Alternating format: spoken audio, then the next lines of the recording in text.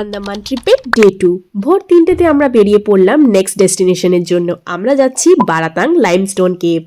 এটা হলো পার্ট 2। আমরা তো স্পিড বোটে উঠেছিলাম, সেই স্পিড বোটে করেই দেখো কোথায় চলে এসেছি।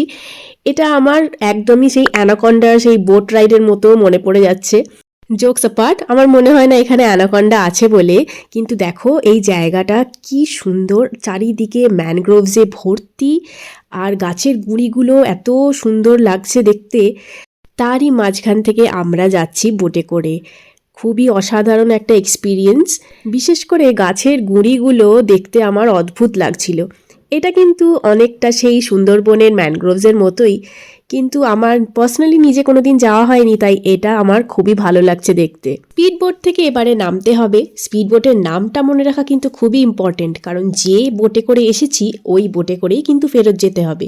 এবারে আমরা হাঁটা লাগালাম লাইমস্টোন কেভের দিকে।